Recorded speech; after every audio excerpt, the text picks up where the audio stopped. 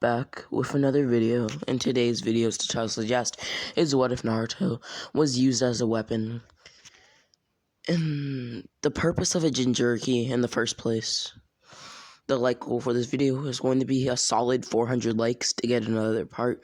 Follow closely behind this one, so make sure to like, share the video to a friend who likes what is, or just anime content in general, and check out my Discord server down below, as well as commenting what if suggestions, and subscribe as I want to hit 5k by June and 10k by the end of the year.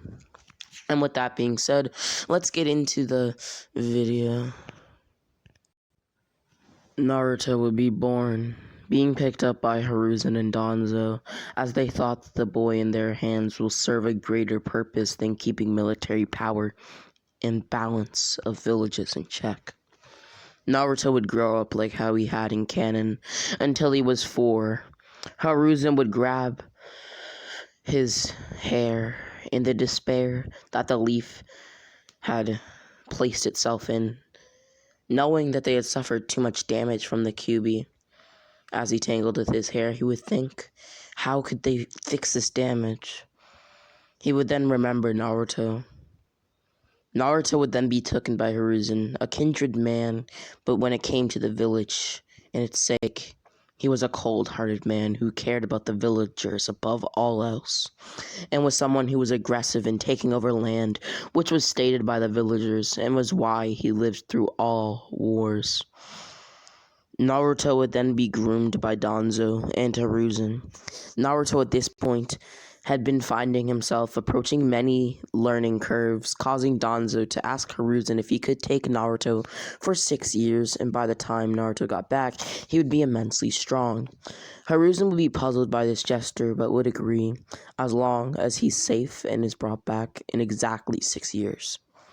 Naruto would then leave the village with Danzo, working together with Orochimaru to create the ultimate weapon, a killing machine.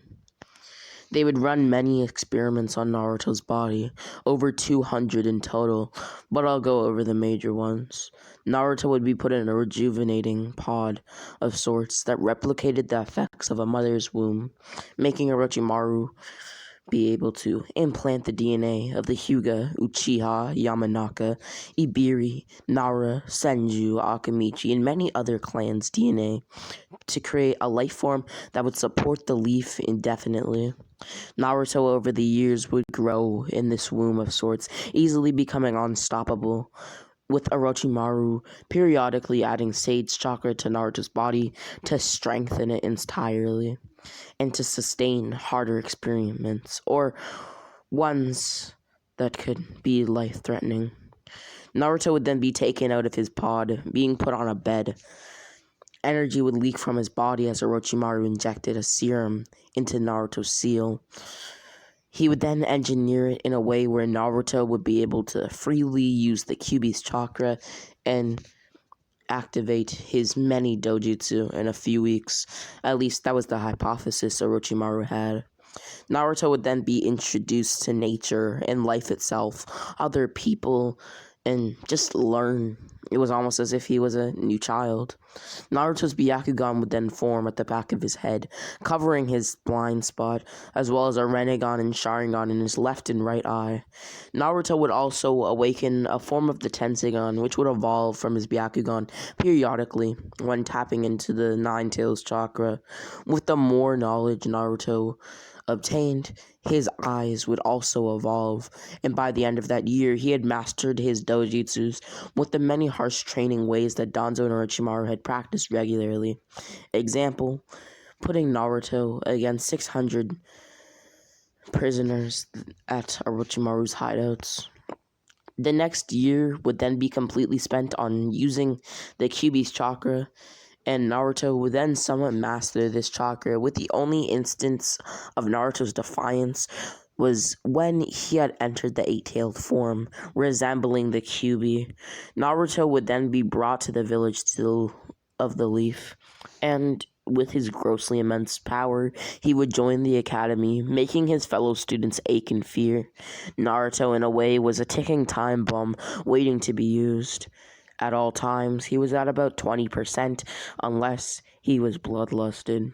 When in combat, and bloodlusted, his power spikes, and he becomes an incarnation of power itself. Naruto would be pulled out of the academy and rise through the ninja ranks. He would. Being a ninja, Naruto would manage to learn the Shadow Clone Jutsu, and then the Multi-Shadow Clone Jutsu, which made his missions much easier, sometimes sending clones to do them. With the Leaf having this heavy powerhouse, they would groom him further, making him experience emotions and life in of itself. Naruto would then age up to the age of 12, with Naruto having obtained a blade called Kyubi. This blade was mended together with the chakra of the Nine Tails, and because of Hiruzen being the professor of all jutsu, he would teach Naruto the Rasengan and Chidori. Even if Hiruzen doesn't have this jutsu himself, he knows the mechanics of how to use it. Naruto would then be able to learn the Chidori due to him having all 5 chakra natures, as well as the fact that he was smart enough to learn and get the jutsu down within a few weeks. Naruto would then be deployed on the battlefield for the first time. It had seemed that the Leaf and the Mist had started war. Naruto's job was to destroy the village from inside out. And after being told of his mission, he would create 20,000 shadow clones, having much, and I mean much more chakra than his canon counterpart. Naruto would then push all of his chakra into these clones, as he had 10,000 of them use Rasengan and another 10,000 use Chidori's. He would then create 500 more who would activate the One Tail's cloak, acting in a way similar to nukes who can fight. Naruto would then launch his clones out, as they would then hit the mist after an hour of deployment. Naruto would fall on his knees. God damn it. I wasted a bit too much chakra, he thought to himself. Naruto's clones would then devastate the mist overall, and from the inside out, as planned. Yagura would feel the devastation firsthand, as the war had started in the first place because of his tyrannical wars and reign, as well as the fact that 40 of Naruto's clones were sent towards his office. Naruto's 500 new leg soldiers would attack, with Naruto watching this war. It had become a landslide of sorts, and Danzo had first-hand witnessed Naruto's power, able to take down a village entirely by himself.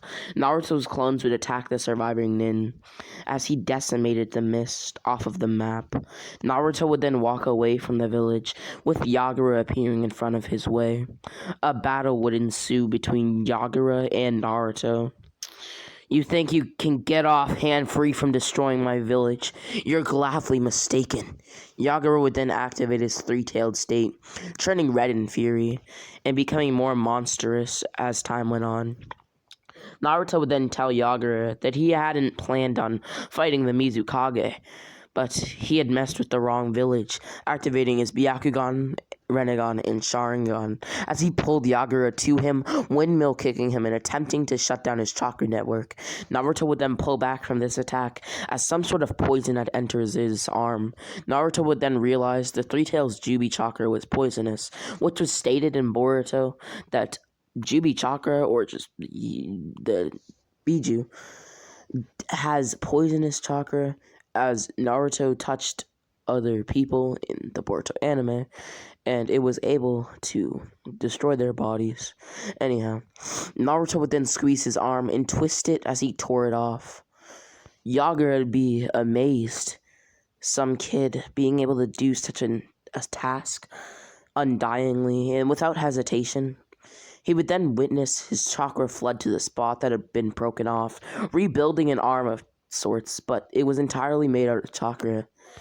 But the sole reason that Naruto had done this was because the matter that had still been in that spot had slowly become and went back into atoms and other pieces of matter to make a real arm. Naruto would then use this arm to lift Yagura up, as he used the Rinnegan's absorption or chakra absorption technique to absorb Yagura's chakra.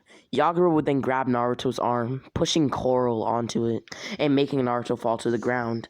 Naruto would then have one of his clones kick the Coral off of his back, making him slowly heal, still being on the ground and at this point unable to stand. Naruto's clones would then combat Yagura, who would then see that they had started to prepare Bijudamas in their mouths and using their tails as conductors. Naruto would smirk. "It's over, Yagura." Naruto would utter this from his mouth as their Bijudamas would launch, with Yagura using his mirroring staff to defeat and reverse the blast back onto them, incinerating them entirely. Yagura would then look down at Naruto, pushing more coral onto him and suffocating his body with the substance. Naruto would yell out in pain as Yagura would look into Naruto's eyes. "The Leaf's most powerful weapon. You're the Ninetales, aren't you?" Naruto would stand before him as he tried to wrap his head around this meticulous jutsu. This 12 or so looking boy being an asset, Yagura would kick Naruto back to the ground. "I will stood," Naruto would say. "You can't even pronounce the word right. You meant to say stand. Can you not even think right? What an idiot," Yagura would say as he slammed Naruto's head into the earth. Naruto would then feel an immense scale of drought and shame. He was, in all actuality, the Leaf's most powerful weapon, and he had been being bodied by this Mizukage. But the sole fact was he was able to defeat his whole village outright. But he was still paling in comparison to this man's power, he thought. Yagura would look into Naruto's eyes yet again. "Stand before me. You are the Ninetales." "Yeah, I am. But this coral, it's... God!" Naruto would yell this as he broke through the coral. Panting heavily, as he would. Yagura would then gut punch Naruto, sending him flying into a tree and making him fall into the ground. "Is this some sick joke by the Leaf? What the hell is this absurd, even weird occurrence?" Yagura thought to himself. Naruto would then tell Yagura that he was no joke. "Well, you lost to me, so me losing to you is a testament to your own strength. I don't understand why the Leaf would send you to this village. The copy ninja, or even the blue beast of the Leaf, might guy as a duo, sure, but you, a single boy, are they mocking our village's power?" Naruto would roar, "Ah!" as he stood, molding a Rasengan with his hand. As he increased its size with more chakra, making a giant Rasengan. As he slammed it into a surprised Yagura, Yagura would then fly back into a building, fading in and out of consciousness. "I finally understand why the Leaf had sent that boy. I hadn't even gotten his name. But if the legends around his name are true, it should be Naruto." Yagura would then pass out. Escaping village ninja of the mist, of course, would carry Yagura and let the Kage rest up in a cabin found in the woods. They would then set out to create a new village with the survivors of the attack, calling it the Village Hidden in Moor or New Mist Village. Naruto would walk away from the village, collecting the rest of his shadow clones that hadn't perished in the battle, as he would then send them to attack the Mist Ninja who hadn't been at the village and had been fighting Leaf Ninja close to the border of the Land of Fire. Naruto would then pull back his clones, snapping as they popped, gaining knowledge on the terrain and many now dead ninjas' abilities. Naruto would then report back to the Leaf Village as Hiruzen would congratulate Naruto on his good work. Naruto and the Leaf Village would then catch word of a new village being made where the mist had been, with Naruto deploying 12 super clones, all above the level of a Kage, with ease to check it out. Naruto himself would also go, telling his clones to hold back and attack the ninja who had been constructing buildings. Naruto would slap away Yagura's Kage guard as he picked up Yagura by his throat. Yagura, my clones will kill the ninja here and you. Unless you, Yagura, submits your undying loyalty to the Leaf Village and me with half of your Biju. What do they call it? A Sobu? Is that the Three Tails name? Yeah. Why? Well, like I said before, you'll be giving it up if you want to survive. At least half of it. So you don't utterly die. Yagura would grit his teeth, begrudgingly agreeing with the deal. Orochimaru, who at this point had still been with the Leaf, working with Danzo to make other successful experiments, like Naruto and Yamato for the Leaf, as he would seal half of Yagura's Biju into Konohamaru. Naruto would then teach Konohamaru how to master his Biju chakra, with the mist being fully under the Leaf's control. They would send Ninja to aid the mist in its revival, to becoming a great village once again, and not a ruthless one. Naruto would then take an ice bath later that day, around noon if you will. He had successfully buried the Mist Village in blood and given the Leaf many military assets while at it, as well as land, making the Leaf the strongest village in, well, the world, that he was aware of at least, even surpassing the Hidden Cloud Village. Naruto would also applaud himself for doing it with no aid from others, asking Konohamaru to come with him and train. While they trained, Konohamaru would pass out due to the strain on his body.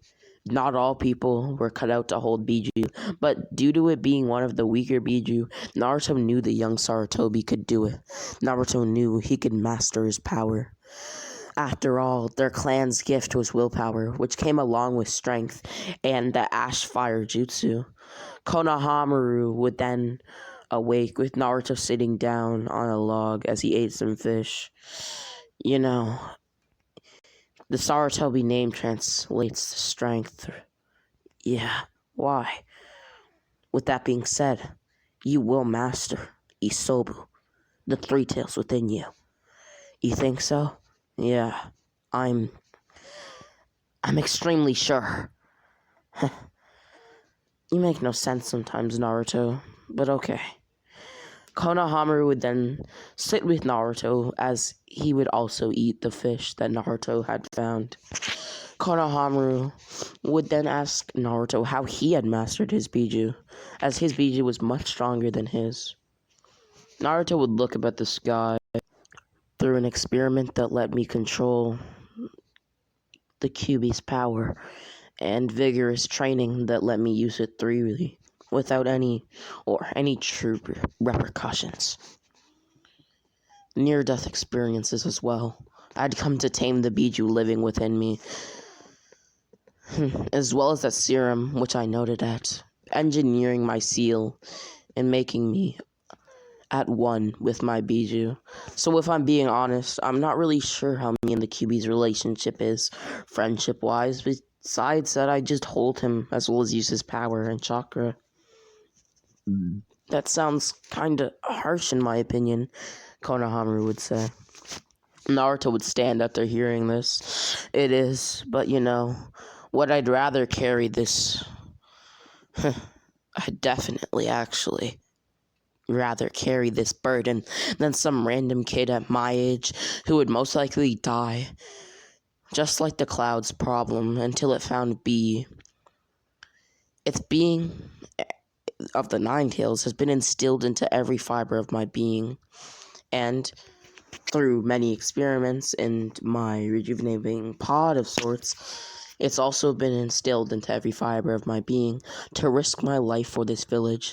So I do so, and I'm rewarded for it. Anyhow, let's go home, Konohamaru. Konohamaru would agree, walking with Naruto home, and Anbu would then give Naruto a cue that he was needed with Danzo. Naruto would then Konohamaru would basically just tell him to have a good night. running as fast as he could.